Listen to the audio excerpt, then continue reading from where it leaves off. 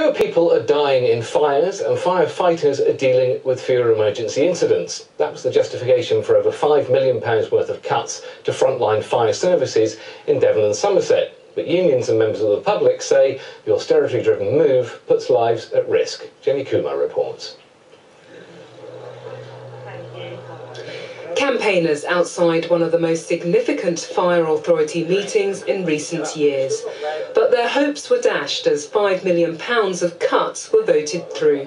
We think they need to relook at this, they need to revisit their plans. Certainly the level of cuts that they're doing to the front line is just unacceptable to me as a member of the public in this area. In Plymouth, 3 fire engines will be cut from crewed full-time to on-call, as will the city's aerial ladder. The second fire engine in Torquay is being cut from full-time to on-call, as is the second fire engine in Taunton. In Ilfracombe, the town's fire engine is being cut from being crewed full-time in the day to on-call. The Plymstock fire station in Plymouth is one of those that will see its full-time crew replaced by on-call firefighters. That will mean some residents served by this station are likely to see slower response times. At the moment, if you live here in Down Thomas near Plymouth, a fire engine can get to you in an emergency within 10 minutes.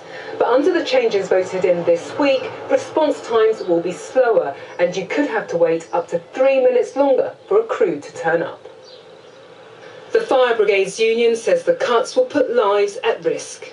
Well, it's quite simple. The more a fire develops, the greater danger it presents to both the public and firefighters alike. So if you delay a fire engine by 5 minutes at a minimum, you know, if we talk about Plymouth or Torbay, how quickly are these people going to be able to get to a station in the summer? There could be a delay of 8 or 9 minutes. It's simply not acceptable. But the Devon and Somerset Fire Authority argues the cuts voted in this week better reflect the changing nature of their work. The Fire Authority says the number of emergency incidents in Plymouth has dropped significantly over the past 5 years, from 4,000 in 2007 to 3,000 in 2012. The reduced pressures on fire services were highlighted in a recent review by Sir Ken Knight. In his report for the government, he said that fire deaths are at an all-time low. It's not about cutting the service, it's adjusting the service to the new need of the public, which is a lesser need in terms of operational response, with less fire deaths, less fire injuries, less fires. The Fire Authority agrees their work is more about prevention and less about response. And the future for me is education. All the time it's education. We've got to be proactive rather than reactive to all situations. You've seen the statistical figures, fire deaths and fires down by 40%, etc. It makes sense to be proactive rather than reactive. The cuts made this week were about meeting tough spending targets set by the government. And even though fire risks have fallen, some still worry that the pressure to save money has led to a decision which will put lives at risk. So Alison, two completely conflicting views. Is this in fact reasonable rationalisation of the service, or is it plain dangerous? From Plymouth's perspective, you're trying to overlay in parts of Plymouth a rural service on an urban environment. And for us, that doesn't make sense. No other comparable city, Nottingham, Brighton, are looking to do this. We also have, I think, something like a third of the major risks across the region. We have high rise, we have nuclear activity in the dockyard, students. We have the level of risk in our city is enormous.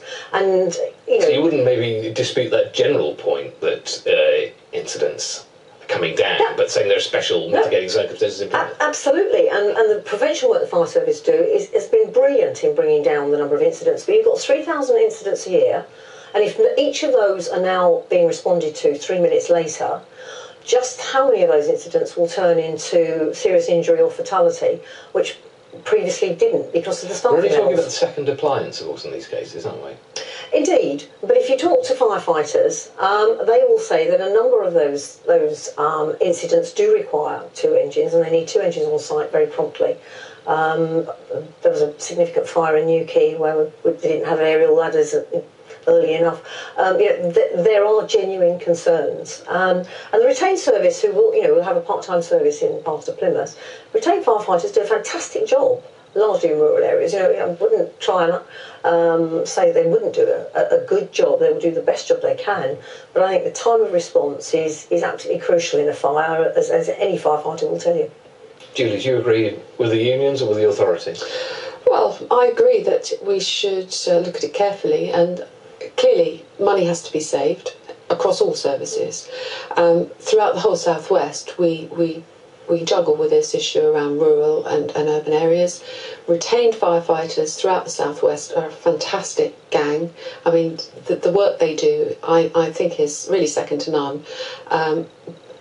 Urban areas have unique problems. I think this is a very logical step, So and one that should be tried. Specific problems that, for instance, Alison raised. Yeah, even taking into account those, because as you rightly point out, we're talking there will always be a full-time appliance there. So I think it's absolutely right to go forward in this way. But I always say with these things, let's be flexible. If it doesn't, if there are signs that it doesn't work, then you have to be prepared. It does strike me that even if, and there's no reason to doubt that the number of incidents have come down, if you happen to be that minor statistic, your house is on fire, your family's life is at risk, it's no consolation to you that generally this makes sense, is it? No, I absolutely agree with that, and risk management is all about weighing that up, full risk assessment has happened here, and I think it's been deemed that risk is small enough to be not significant. Now, let's see how we go.